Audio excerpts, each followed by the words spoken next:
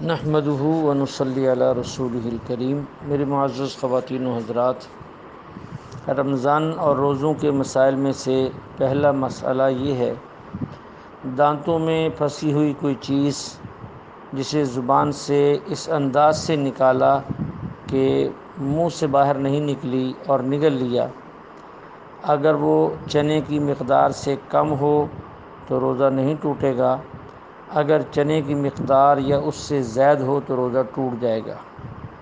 دوسرا مسئلہ، روزے کی حالت میں طاقت کے انجیکشن یا ڈرپ لگانا بلا وجہ، اس سے روزہ نہیں ٹوٹتا، لیکن ایسا کرنا پسندیدہ عمل نہیں ہے، اور اگر یہ دونوں کام ڈاکٹر کے مشورے سے اور عذر کی وجہ سے لگوائے گئے ہیں تو روزے میں کراہت بھی نہیں آئے گی، بلا کراہت جائز ہے۔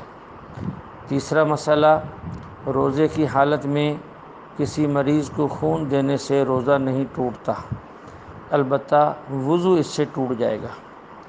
چوتھا مسئلہ، بلا عذر زبان سے کوئی چیز چکھنا یہ مکروہ ہے، اگرچہ روزہ نہیں ٹوٹتا۔ عذر سے مراد یہ ہے، کسی باورچی کا مالک یا کسی عورت کا خامد اس قدر سخت اور بد مزاج ہے کہ نمک اور مرچ کی تھوڑی کمی کو بھی برداشت نہیں کرتا، بلکہ گالی گلوچ، لڑائی اور جھگڑے پہ اتر آتا ہے، تو ایسے لوگوں کو سالن بناتے ہوئے زبان سے نمک اور مرچ کا چکھ لینا بلا کراہت جائز ہے، بلا وجہ ایسا کرنا مکروہ ہے، اگرچہ اس سے روزہ نہیں ٹوٹتا۔